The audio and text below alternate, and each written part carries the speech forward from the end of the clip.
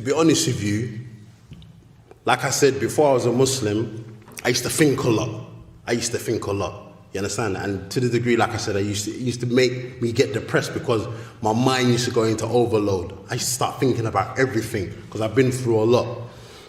Now, when I started looking into religion, I started looking at society and looking at everything that I see, and I say to myself, everything has a purpose. Everything. No matter what you look at, it's got a purpose. This microphone, this monitor, mobile phone, the bathroom, the camera, my jacket, my shirt, my trainers, everything has got a purpose. Then how all of a sudden, me as an individual, I don't have no purpose? I start asking myself, you know what?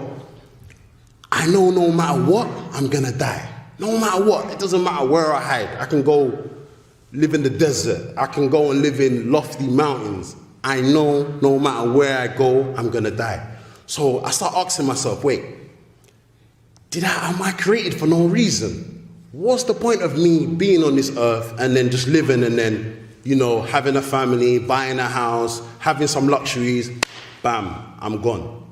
Don't make no sense. So I started thinking more. I'm saying to myself, wait, I know I didn't create myself. I'm not coming from that kind of angle. I've never been like, I'm atheist, I don't believe in anything. That's never been my angle. But I just didn't understand who God was or how to worship God. That was my thing. So the more I started thinking about that, I said to myself, you know what? I know I'm going to die. So what's my purpose in life? My purpose in life is just to be here, maybe have girlfriends, have women, have kids, have jewelry, have, I don't know, luxury things, and then I'm just going to die. I said, this don't make no sense. It don't make no sense because then God created me for a silly reason.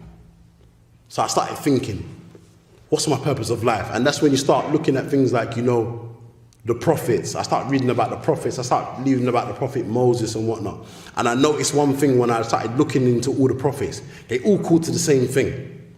They all call to worshipping one God. You will never find evidence from any prophet or messenger where they call to other than that. And if you look at the religion of Islam, what does it emphasize on?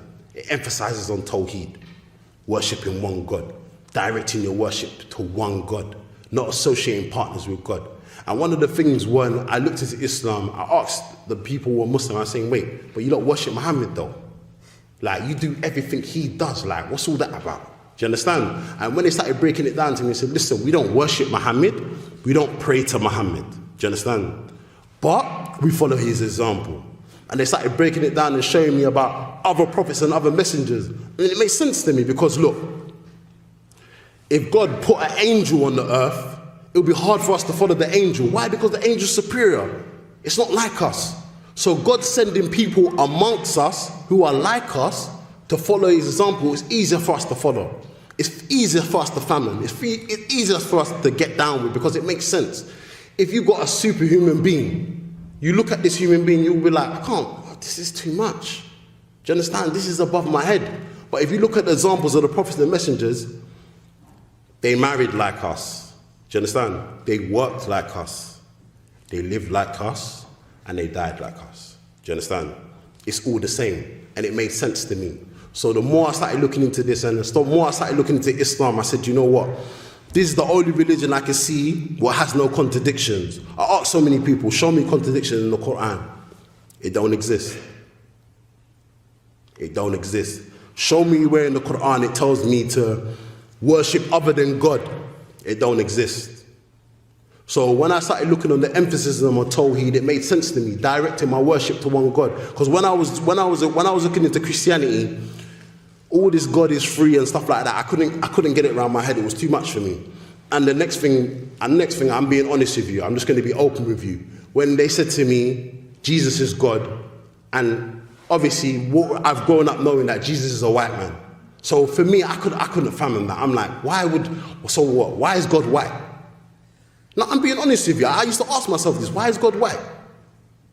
This don't make no sense. This is not fair. Why is my creator white? Like, so what? Is white better than me? Do you understand? And when I start looking into Islam and look at the examples of the Prophet Muhammad sallallahu alaihi wasallam, when he said in his final sermon, there's no difference between a black man and a white man. The only difference between us is through our deeds. I said, this makes sense to me. This makes sense to me. I grow up going to a church. I'm in a church. I see a white man on the wall. I'm like, this is too much.